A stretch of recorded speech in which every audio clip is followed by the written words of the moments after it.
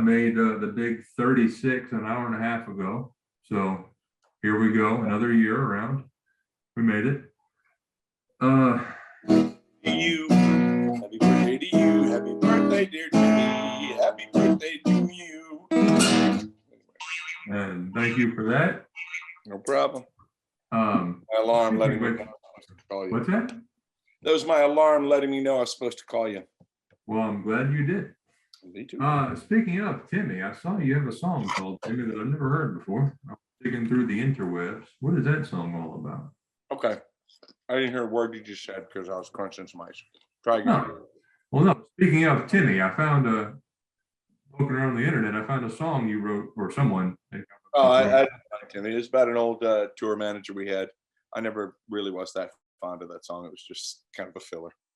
Okay. Well, no, I hadn't even listened to it. We played a couple. It was about a guy who tour managed for us for a while. He was a writer on the side, and wasn't somebody that stuck around very long and did us any good. It's just John and Paul decided to write a song about it, and it was like, okay. And it was like one of the songs we had laying around for an album called "It Means Escape." I forgot we even had that song. We played it maybe once or twice live and didn't really do anything. So. Well, I was poking around looking for a specific song that we'll get to, but I guess speaking of the tour, how many dates do y'all play every year? Everything has changed since COVID, you know. Yeah. We used to do about 100. I think this year we'll probably end up doing around like 60 or 70. Back many years ago, we used to do like 270. But, you know, after a while, it's just no way to live. Right. You know? So we do anywhere from like, the goal is to get back to around like 100, 120, you know, working most weekends, you know, working Thursday through Sundays, things like that. Okay. Well, I guess on that note, from Jazz Fest to now this year, how's that run been? Anything interesting happen along the way? Lots of interesting things happen along the way. Jazz Fest was great. We played the festival. I think we did like about 60, 70,000 people in front of us for that. That was great. Played before the Chili Peppers. They were really, you know, they were entertaining. We had really great club shows. We've, you know, my thought is always to try to cater to our audience, and you know, the days of us playing like a place like House of Blues or something like that, especially with, you know, the city being noted for, you know, for crime these days, as most big cities are, unfortunately. You know, I prefer to play like either Tipitina's, which is not quite so deep in the city, but mostly like either festivals or someplace like Rock and Bowl, which, you know, has great sound, has great stage. There's no bad sight lines. It's pretty close to the Jefferson Parish and Orleans Parish border. It's very open in that like people can, it's easy to get an Uber there, and it's easy to Uber out, you know, and doesn't cost much if you're coming from, you know, either uptown New Orleans or Jefferson Parish or something like that. You know, you have to kind of make things more accessible for your fan base, and because there's a lot of times that, you know, people, you know, they grow, they change, they get jobs, they have families, they have, you know, things they do, and you know, as much as I know that, you know, there's a huge number of people that enjoy Cowboy Mouth, we're not imperative, you know, like paying a light bill or paying insurance or things like that. So you have to kind of work around those kinds of things, and you know, make the experience accessible as possible to people, you know, not only financially, but convenience as well. And, you know, safety issues, you know, people worry, you know, making sure you play somewhere they feel comfortable cutting loose, maybe having a few drinks, maybe even getting, you know, a little buzzed or something like that, you know, some place where they feel comfortable coming into and going out of, where they just won't be, you know, excuse my French, where they won't be fucked with, you know. Right. You know, you used to be able to do that down in, you know, in the city a lot, you know, you could go and raise hell, and just, you know, if you knew where to go and where not to go, you know, you could not be messed with, you know, and you could have fun and, you know, engage in commerce. But you know, nowadays it's not quite that simple. So, and you just have to, as somebody who has, you know, who plies his trade, you have to understand what your customers want and need in order to make sure they stay your customers. So. Sure. Well, I know about Rock and Roll. I was thinking about that the other day. Do you haul in all that gear up those front stairs, or is there another spot to get all that gear in that building? You're thinking about the old Rock and Roll, the one that was on Carrollton and Airline. They moved it down to Air in Carrollton into a facility that's on the bottom floor, and the stage is literally right. The entrance, the equipment and musician entrance is literally right by the stage, so it couldn't be easier. So, well, how was it at the old one? I assume you played that one a couple never times. really played it. We played the old one once, and you know, I was kind of full of a bunch of piss and vinegar back then. This is about 1991 or 2, when the band was starting to take off, you know, on a regional level. And, you know, my response to not getting exactly what we wanted, you know, because the guy who ran it said he'd have a lighting rig and a PA, and he had a PA, but he didn't have a lighting rig. So my response was to play the show, and then during the show, run all over the bowling floors and, you know, slam my body into pins and things like that, you know, instead of being constructive about it. But, you know, I mean, time changes, you grow up, you become less vitriolic, you know, and try not to take things as personally, you know. Right. You didn't have a lighting rig, it's a personal affront to me, you know. It's not like that. And you know, and the Blanchards have been very good to us, not only in New Orleans but also in Lafayette as well. So, you know, great people, great family, you know, smartest whips. They know what they do, and they know their customers. We know our customers, you know, and two rights, you know, get together and they make even something better. Sure. I saw you made an East Coast trip the last few days here, Virginia, Georgia, and North Carolina. Yep. And I was in North Mississippi with my children before that too. So it was pretty. We did 3 shows. 2 of the shows went really well. I mean, like clockwork. And the third show, it was just one of those weird instances. Apparently the audience couldn't tell, but all of my drum equipment just fell apart. And when I'm trying to maintain drums, as well as singing, as well as trying to engage the audience's interest, it was kind of like, whoa, what's going on? And I got the drum guy, because I was using a rented kit. Got the drum guy to come up on stage while I'm trying to keep the song going, while I'm trying to keep the audience engaged, you know, to try to fix stuff. And he was all flustered and stuff. And finally got to the point where I had to say over the microphone, which also broke, by the way. And there's, you know, it's a good company. It was a great festival, you know, so for a radio station, it's just every once in a while, you know, everything falls apart and you just got to tape it up and put it back together and keep going. But the poor guy was so nervous. He was like, I had to say to him over the microphone in front of the audience, is like, stop, look at me, take a breath. It'll all be okay. Here's what I need you to do. Fix this, fix that, and then we can go on. Relax. It's okay. You know, even though inside I was like, oh, you know. Right. You know, you gotta kind of step out of yourself sometimes. Well, I caught a little video clip of you on the Cowboy Mouth Facebook page there. What was so, if I may, friggin' fun about the Winston-Salem show? That was me realizing that my our social media guy was filming me, and he probably would want to post it. So me not saying fucking fun. It was a fun show. It's just coal pit that we do in Winston-Salem, North Carolina. Winston-Salem was always a fun town for us. There used to be a venue there called Ziggy's, which was different than any other venue because most venues are straight. The sight lines are straight. Ziggy's was built on a hill, so the sight line was up. So the stage would be down, but the seats, the seating areas would go up. So the audience was always looking down on you. Right. It just created a wild atmosphere. And we must have played there for like 4 years, every like 5 or 6 months and drew the same 100 people.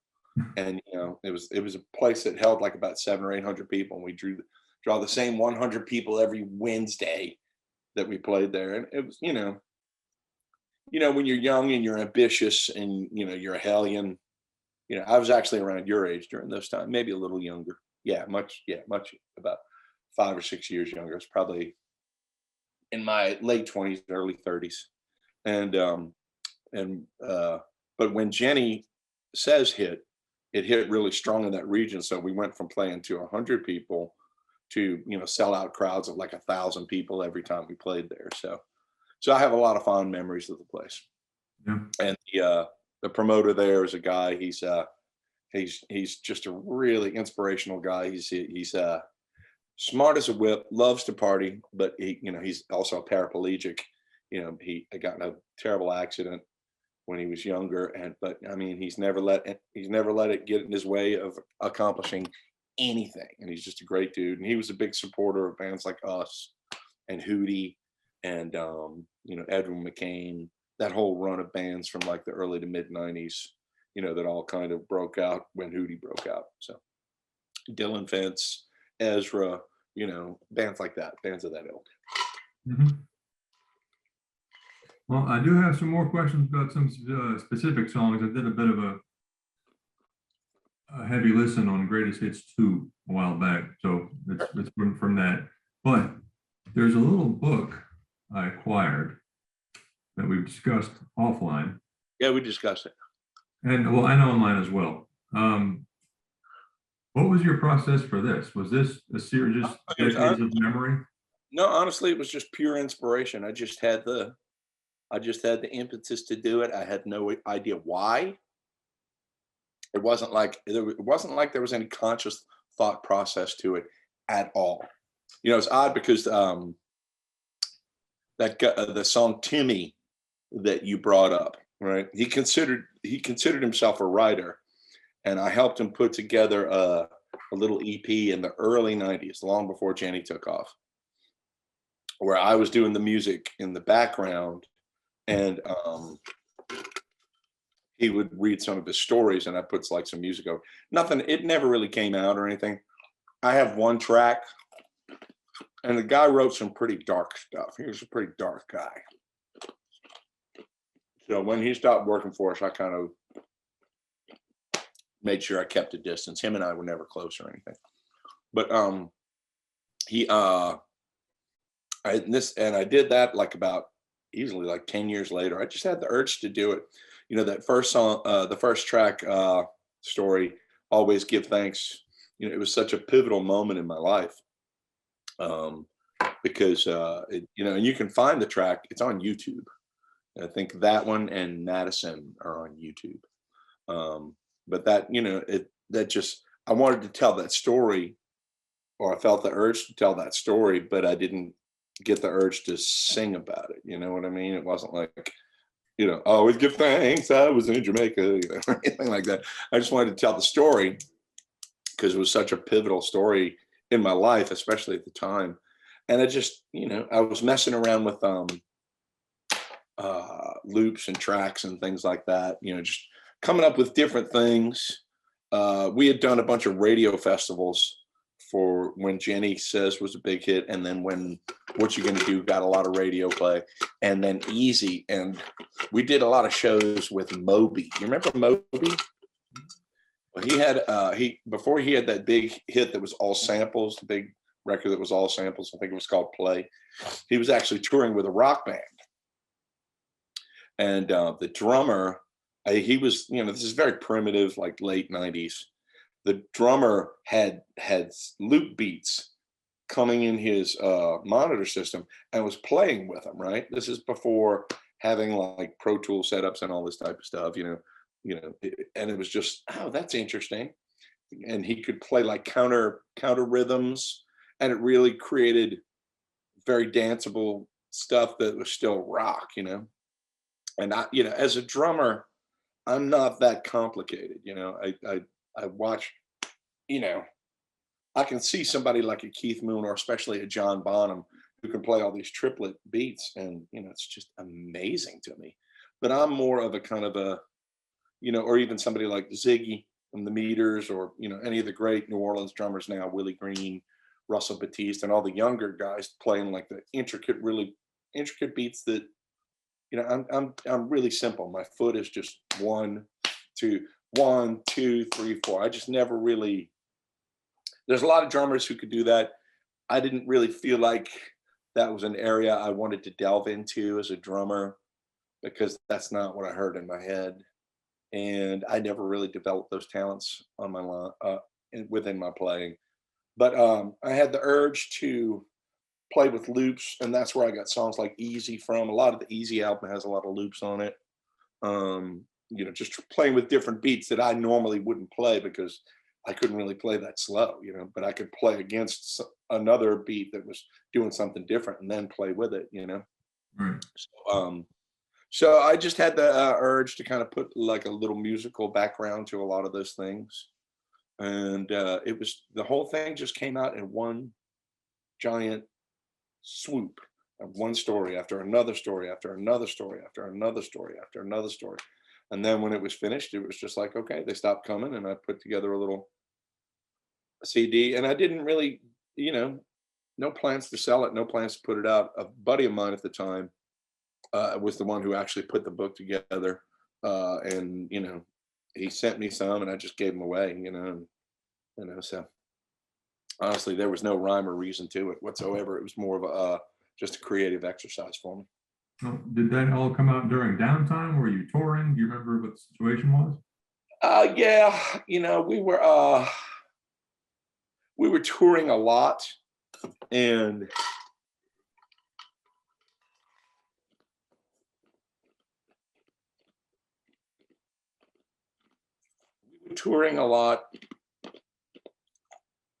but at the same time, we would have like blocks of time, like a week or two off in between two tours.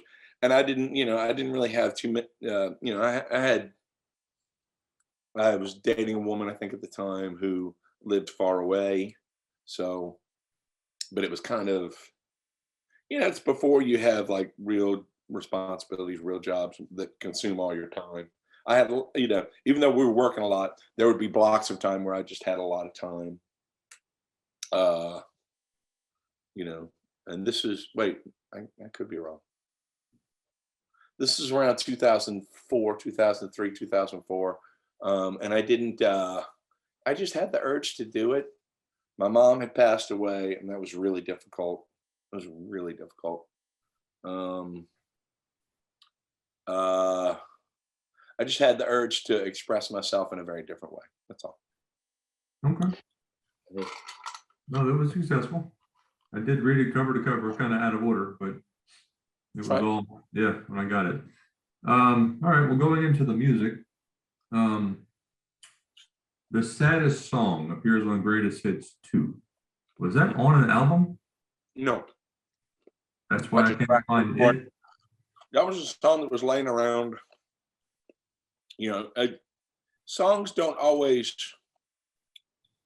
make, when you were making albums, there's a lot of things that would go into albums, like politics, what songs fit with each other. You could have a really great song, but it just wouldn't fit the theme of an album or the overall vibe of an album. Like when I had there was a song we had called "God Makes the Rain" that was on With Me. That's really, I think, one of the best songs I ever wrote. Well, I wrote that song in 1991 or 92, one of those.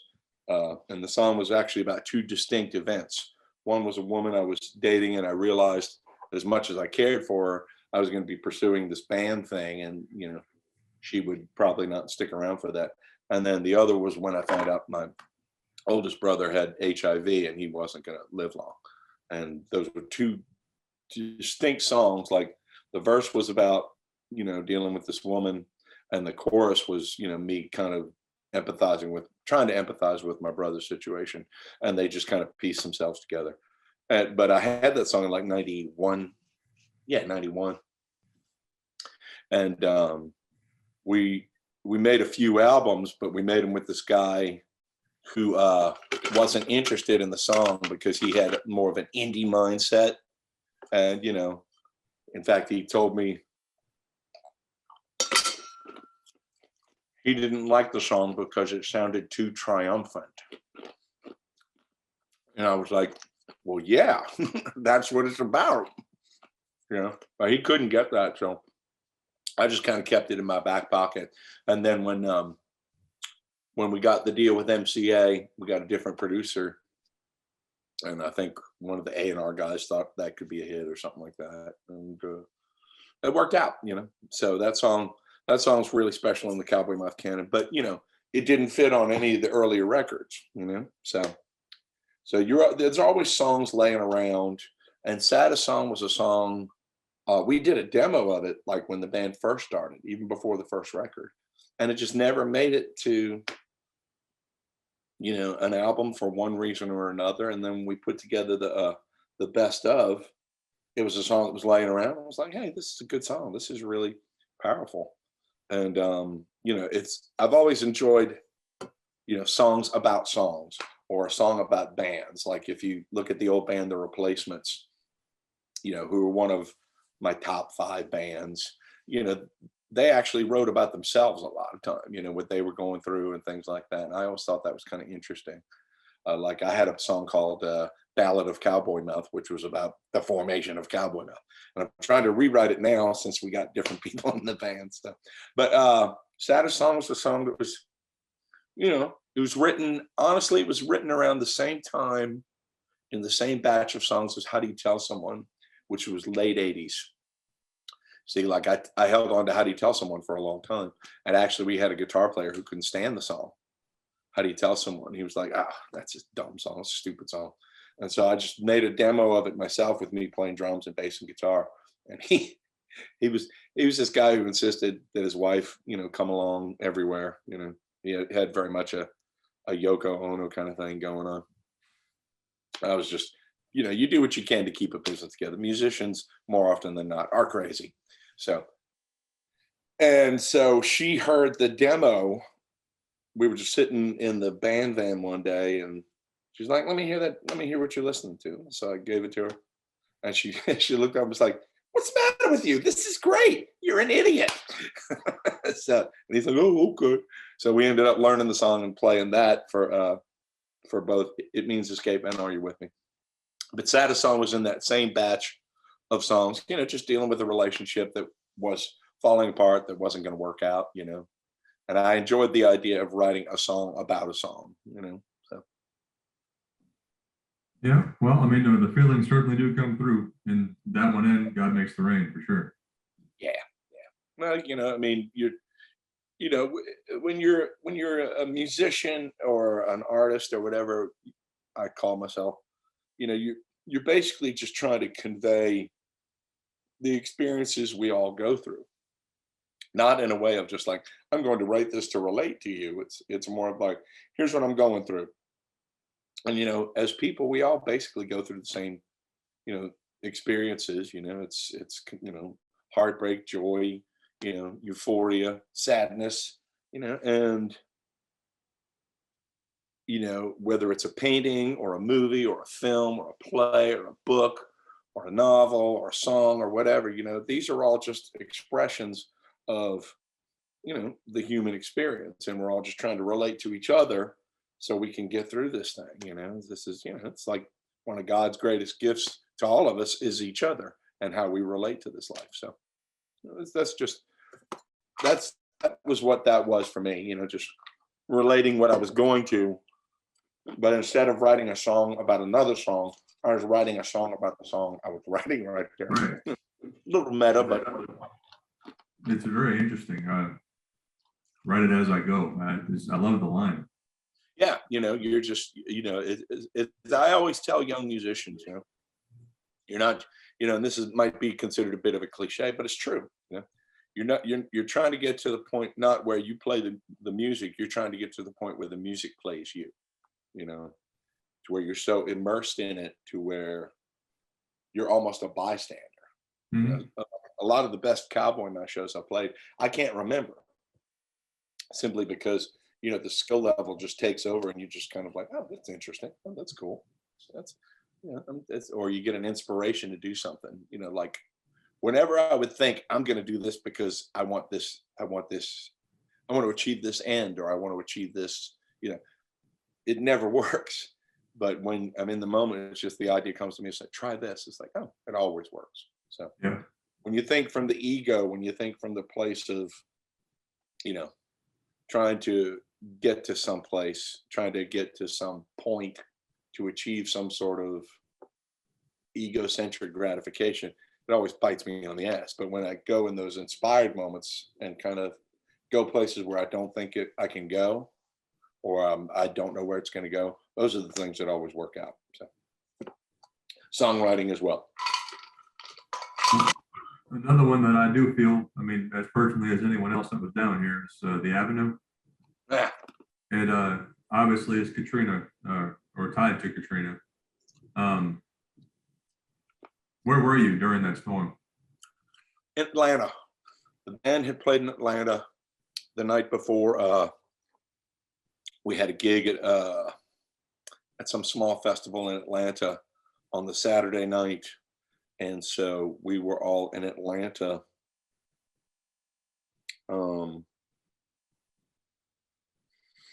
And, we figured, okay, this is a storm coming. Let's just stay out an extra day. And so we stayed out. And, the initial, Sunday night, most of us stayed up watching the storm. We were in a hotel in Buckhead and just kind of watching it. And it seemed like everything was okay. And then I'll never forget, Monday morning, I was watching it early in the morning, watching they were broadcasting the local New Orleans news. They were broadcasting it on a nationwide feed. And I'll never forget, like one of the newscasters saying, well, it seems everything's going okay, but there's a lot of water that seems to be coming down Canal Street and nobody really knows where it's from. And I went, oh shit. Because, it meant something had broken somewhere and it was going to be bad. And it was. And it sucked. And we were stuck there for like 5 days. And then we went to Chicago because we had the next gigs were in the Midwest. And we ended up just staying there for a while. We didn't really know what to do because we were carrying this tour bus with a trailer and we couldn't get back into New Orleans. Nobody could, And so we were just kind of stuck on the road. And it was right at the time we were supposed to be taking a break. So it's like, oh, what do we do now? We had more gigs booked and we were just hemorrhaging money by being out, on a tour that didn't exist. So, well, as far as the song goes, I've said this before. There was it was so depressing because we didn't know what the deal was as far as hold on just a second.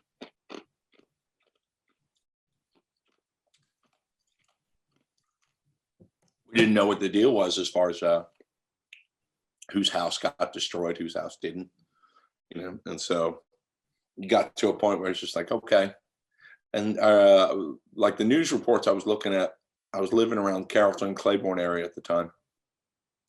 And they showed helicopters that were like 2 blocks from my house or 1 block from my house, but they never went in my neighborhood. And, there was like houses blowing up because the gas lines were messed up or flooded out. And, I just remember going through the process of like, okay, everything I have is gone. Everything's gone. Okay. Nobody, my family's good. None of my friends got hurt that I know of. So, there you go. Hold on just a second. Doing an interview, period. Anything up? Question mark.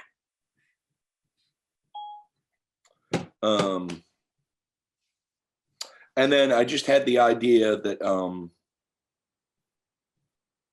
I just had this kind of vision, and we were we were riding around for a long time in the bus, and we kept watching this Will Ferrell Best of Saturday Night Live DVD because it was very funny, and it was was the only thing we had that could really make us laugh at the time, because everybody was so just freaked out. Like our bass player, her parents were trapped, you know, in on Fontainebleau Avenue, and she was trying to get in touch with them. It was just so, it was just a terrible time. It just sucked. And for a band that identified itself so heavily with the city, it's just the ground is pulled from under you. There's no way to describe it. It was such a foundational loss. And so there was one skit where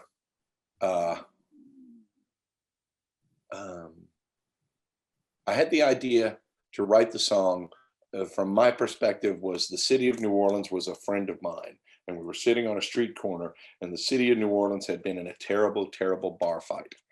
And this was just an idea that came to me. It wasn't like the city of New Orleans had been in a bar fight. And I was putting my arm around the personification of the city. I was saying, yeah, this is really, really bad. This is really bad, but it'll get better. It will get better. It'll take time. And I just had that idea in my head, floating around in my head. And then there was a skit on the Will Ferrell DVD about Garth Brooks portraying like an out-of-work musician, and Will Ferrell as the devil comes in and tries to get Garth Brooks to sell him his soul in return for a song that'll take him to the top of the charts. The joke is that all of the devil songs are truly terrible. They're just terrible, terrible songs. And it's a funny skit, but they're just really, really bad songs. And ironically, one of the songs, the devil's like, I'm going to come up with a song that will take you to the top of the charts and your soul will be mine. Here's one right now. And he plays a song called Fred Slacks. Fred's into the guy and he's got a pair of slacks, and it's just terrible. It's just terrible. And just at the end of the song, he goes, Fred's got slack on the boulevard. Boom. It's like just a tag, he probably made it up on the spot and just stuck in my head. On the boulevard, on the avenue. Wait, okay, the avenue. And then once I had that idea, the whole thing just came to me. I saw it; it was right there. I literally just wrote the whole thing out in the bus. It was like, okay, that's the idea. That's it. It was like these things happen in the verses. Yes, this happened in the verses happen, but the chorus is, but the marching bands will still roll. I'll find my city and my soul because I plan on growing old on the avenue, and the parades will ride again. I'll see my family and my friends. I didn't, so many people were coming up with these quickie New Orleans songs. We're going to have Mardi Gras and it's going to be, it's just, you can't kill the city of New Orleans. Or the opposite was like angry. Hey, we've had this done to us, and it was terrible. And, people had a right to be angry, but you live in a bowl, this happens, you have to be prepared for the things that life throws at you. And so the song came to me, and I was really proud of that one. And the funny thing was, if you go to YouTube, the first time we ever played the song for a New Orleans audience, because we played it at a festival, at a voodoo festival that was in New Orleans, but since the city was still empty, it was mostly first responders and people who were willing to drive in. And we played it, and there was like 10,000 people just silent. And you knew it was like, okay, this is special. This is special. But then the first place we played it in New Orleans in a club was, we were the band that opened up the House of Blue the first time when it came back from Katrina. And the first song we played was The Avenue. And there's a recording of it on YouTube, just The Avenue first HOB show back after Katrina. And you hear the audience is actually listening to the song because they've never heard the song, and it's like, it's very intense. And it's still, and when I hear it, it still gives me chills listening to it. Not because of, my performance or the song, just hearing people react. Once again, communicating the human experience. And that was a human experience we all went through. And, we played the song on the Ellen show during Mardi Gras. And said at the time, I said, if this band just exists simply to be here at this place and time for this song, for this city, then it was all worth it. It's all been completely worth it. If this is the main reason we're here, that's great. So, Do you have your dream house down there? You're gonna retire down there one day? I don't know. What's that? I got married 1 week before lockdown, and she's from New Orleans, but she was married before, as was I, and her kids live in central Louisiana. We both still have houses down there. Both of our families are down there, but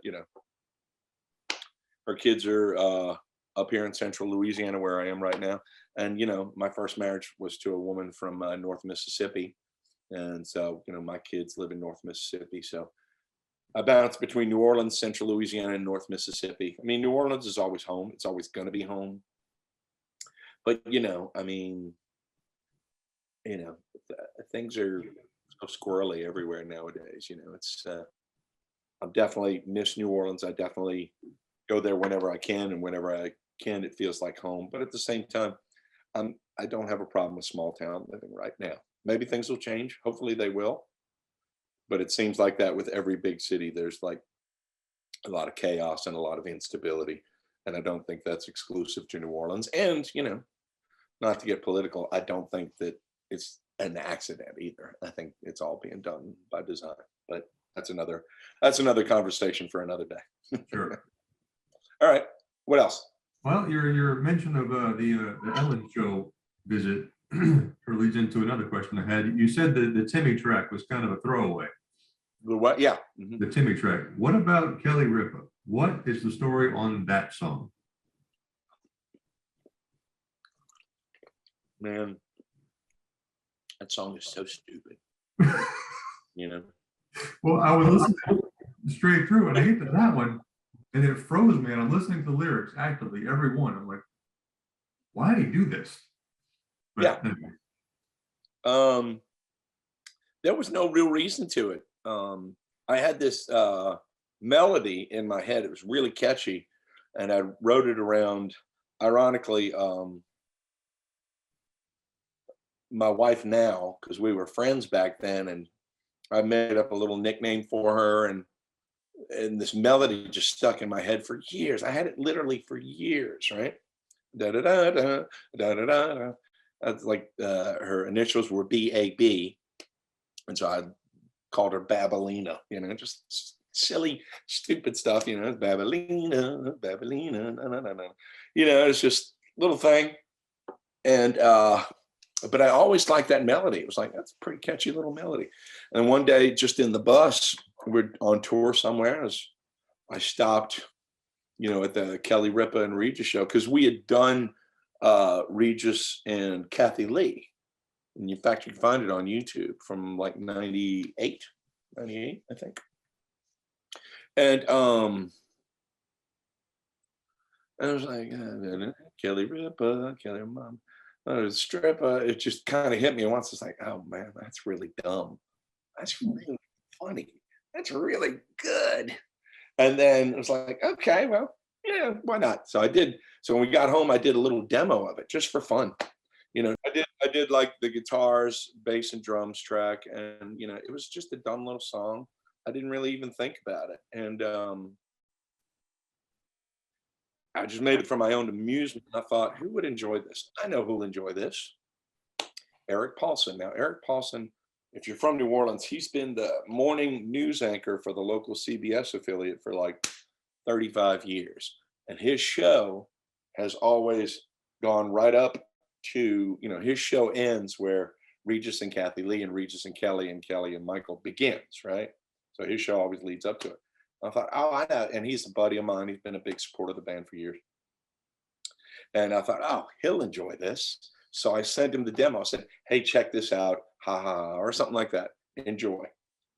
He calls me about 10 minutes later. Hey, Fred. Hey, Eric. Man, I really like your song. It's like, great.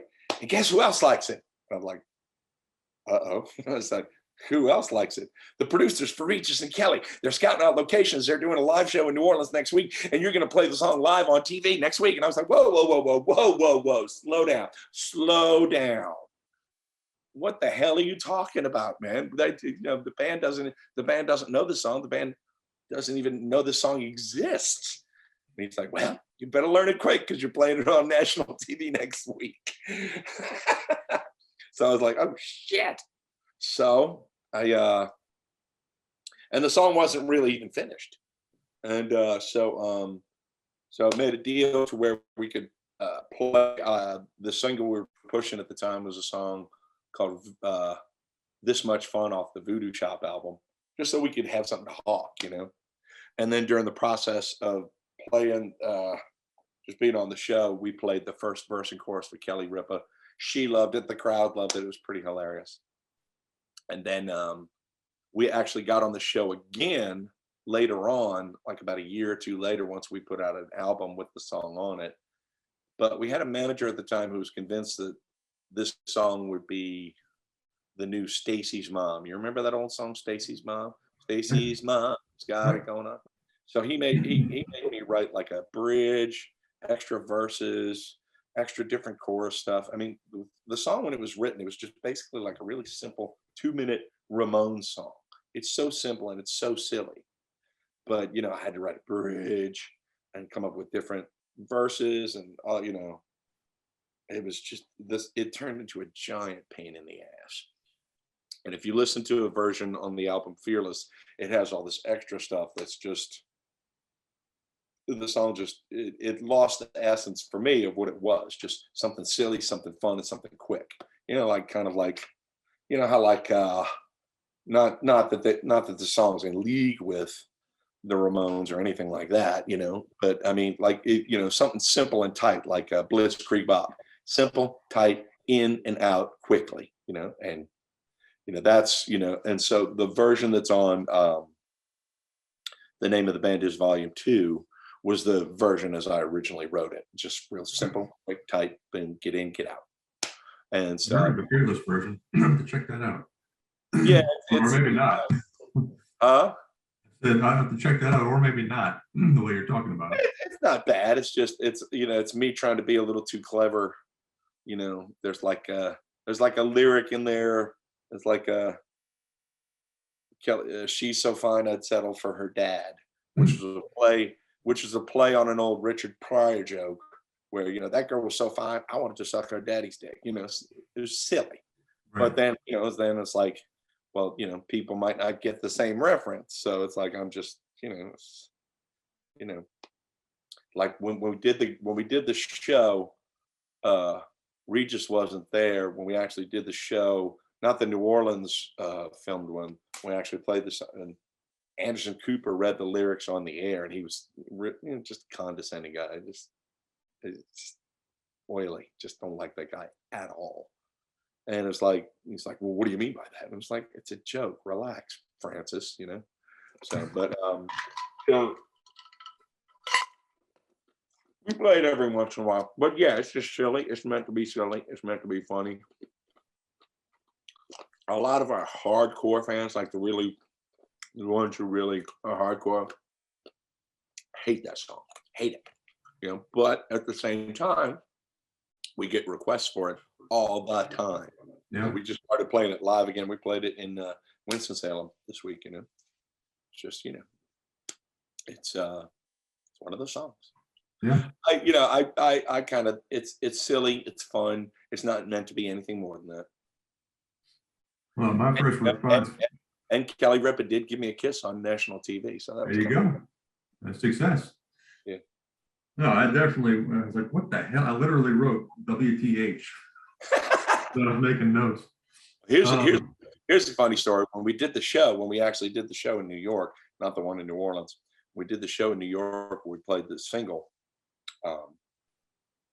You know, Kelly was, you know, when the camera's not on, she's just, you know, a really, you know, cut loose Jersey girl. You know, she just couldn't have been nicer. She was great, you know, but like the guys that were working on the show, you know, the scene guys, you know, they were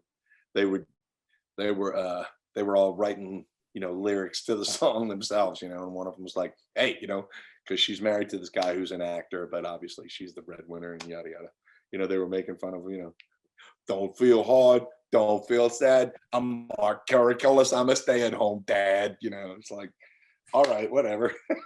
Yeah. It was a unique experience. It was fun, and she couldn't have been nicer. So yeah.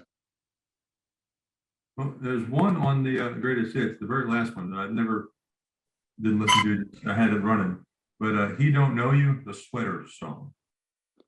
That was that's on a live album we did called Mouthing Off Live. We first started, we had this manager who had some connections in France, and he got us on the Trans Musicale Festival, which was not only a music festival, but also kind of a media festival as well. And for a while we were going over to France and doing tours, but like we did Trans Musicale, the music festival in Rennes, France, which is a very nice college town, not too far from Paris, and we went over really well. And we went back and we did some shows there. We did one at this venue, and they had a 24-track studio that was adjacent to it that they would record live shows, and they recorded our show and they let us have the show. And it was an afternoon show. It was like a Sunday afternoon. We had a great show. We released the best stuff from that for this Mouthing Off Live, but they kept asking us to do encores and encores, and we literally had played everything we knew. So I thought, well, I got this song, and John and Paul made up some harmonies on the spot just for fun, and we just did it as the last song. It was very off the cuff. I mean, we never played it with the band. It's just like, okay, I'll do this, boom, boom, boom. And we put it on the last track on the live record, and that was like the most popular track on the record. We used to get requests for that all the time. So I figured, just recut it. It was around that same batch of songs as Saddest Song and How Do You Tell Someone. It was a completely true story. Let's see what yeah, just a breakup I was going through. When you're younger, you tend to feel those things a lot more intensely. Well, that's not true. That's not true. There's some breakup songs on the first Greatest Hits album, because we tried to put some different songs on there, not just songs people knew, like that resulted in that were results of my divorce. Like one of them was a song called "Broken Up." I'm not that broken up about his break. It was pretty good. Right. There's a video of us. It's and the flip side of that was another song called "These Days."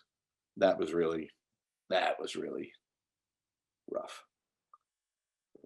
I think we played it live once or twice, and it's a very intense song. It's a really good song. Our guitar player, Matt Jones, our guitar player at the time, really did a bang up job on the solo.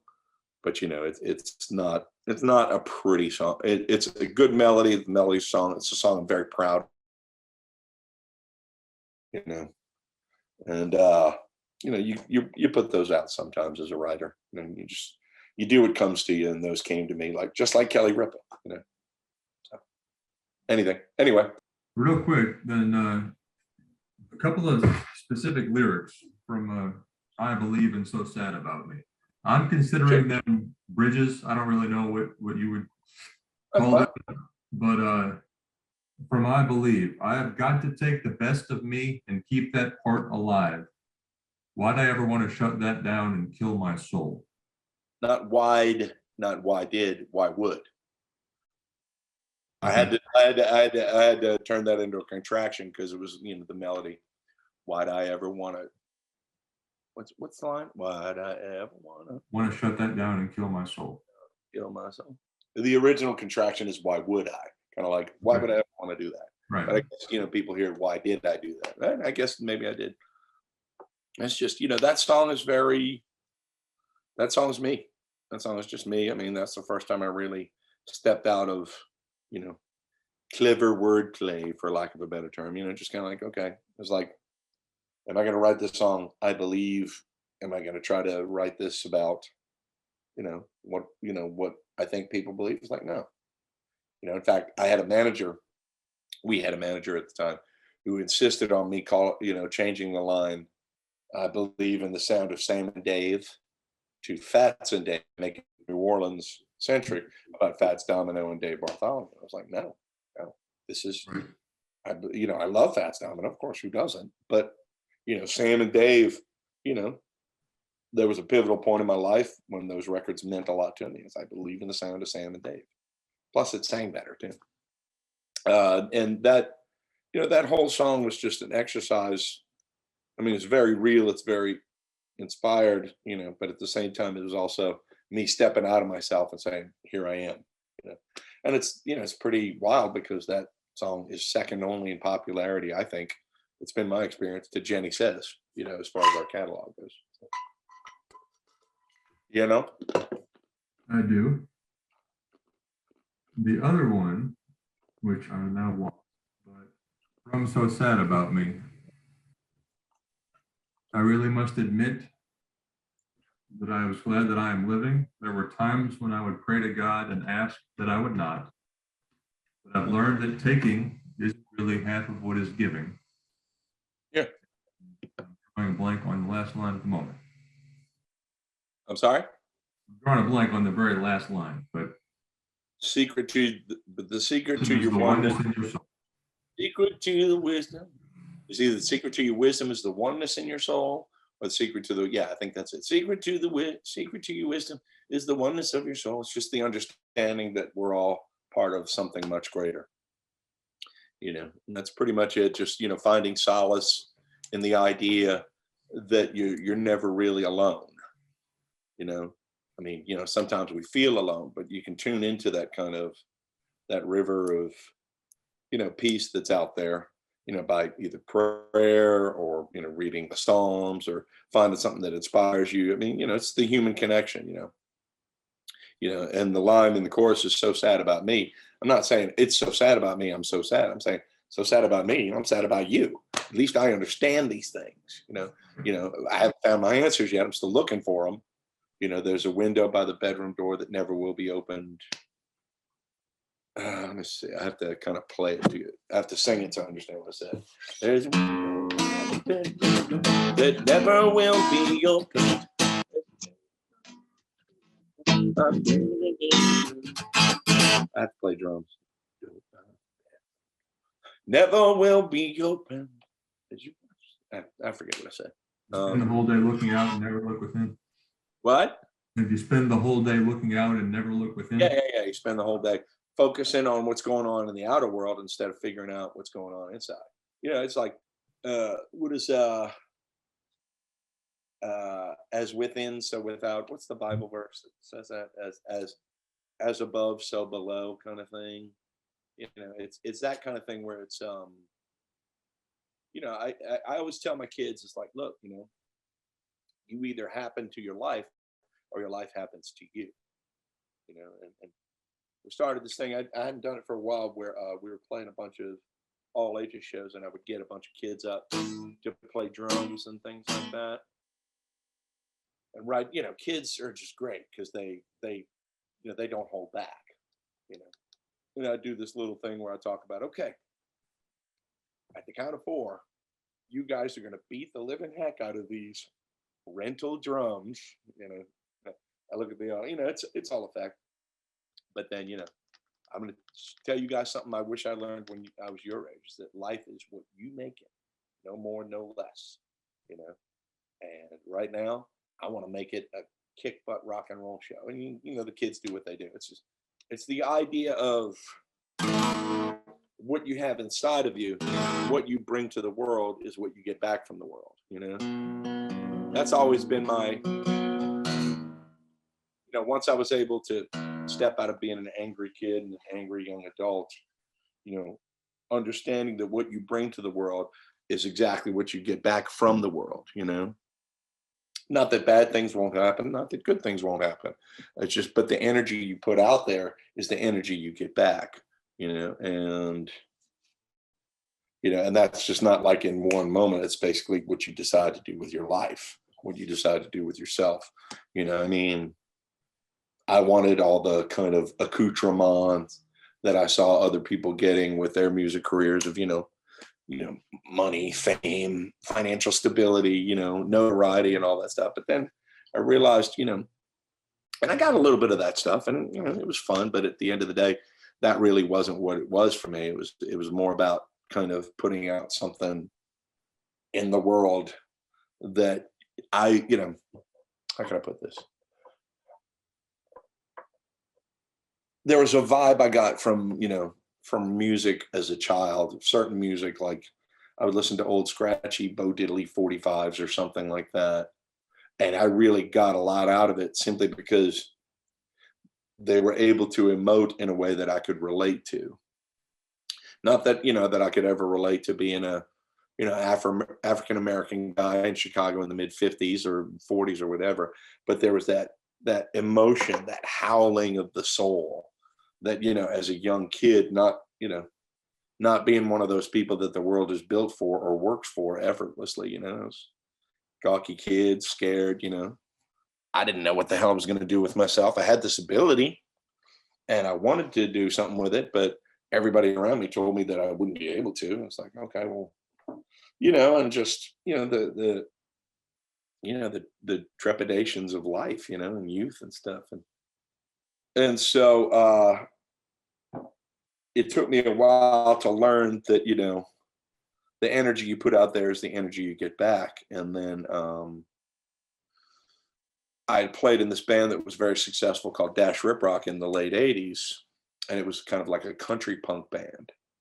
And it was a really great rock band. I mean, I was really lucky in that we were really frighteningly good, but we were also a bunch of young, angry guys, and it kind of had that punk rock nihilism where, you're in a really nice Cadillac driving 90 miles an hour towards a brick wall. It's like, what do you do after that? It's like, and I was of the school where I didn't want to, live fast, die young, and leave a good-looking corpse. It was like, okay, I didn't think I would live long. You know how it is. But then you're just like, okay, well, here I am. What now? And then I realized that, with it was like when we spoke about when I first started Cowboy Mouth, being the front guy. It's like, okay, I'm the guy that has to talk to people. What do I say? Do I say, hey, let's party, let's get fucked up, let's get some women, blah blah, the typical cheesy shit, or am I going to be one of these guys that just looks at his feet and acts like I'm a disaffected loner, please don't, I'm here to sing for you, but please don't look at me. It's like, give me a break, give me a friggin' break. It's like, okay, well then I started just kind of throwing out verses from the stuff I was reading at the time, like Norman Vincent Peale, inspirational stuff, instead of saying, hey, let's all get fucked up. Because at the end of the song, hey, believe in yourself and anything's possible. And the response I got was so visceral, so immediate. It's like, okay, I'm putting this out there. Let me put this out there and kind of get it. And it started coming back in ways that, I couldn't really fathom or understand, but it was all very positive. It's like, okay, well, let me keep going with this. Let me see where this brings me. And it kind of brought me to this place where I turned into this rock and roll kind of preacher kind of thing. And you want it to be entertaining and you want it to be funny, but at the same time, look, as I always say, Cowboy Mouth can be enjoyed on a number of levels. It can be a beer drinking, hell raising good time on one level. But if you want a deeper subtext, it's there. But I'm not going to throw it in your face in terms of, I have all this wisdom and blah, blah, I'm just another rider on the journey, just like anybody. I just happen to be the guy with the microphone at that moment. And, we're all just learning. Everybody learns that when you stop learning is when you die, and vice versa. So I was just trying to put something positive out there, and and it seems to be working. I think you did okay, what, 35 years later, something like that? Right? Well, look, man, I appreciate your time.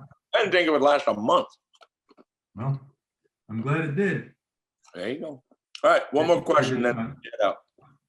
I'm sorry? One more question, I need to head out. Oh, real quick then, I guess, what's your favorite Sam and Dave song? Hold on, I'm coming. Okay. Unequivocally, that was the best one. The beat is Okay. great. And just the way they sing around each other. Now, Really, what's so good about Hold On, I'm Coming? it's hope.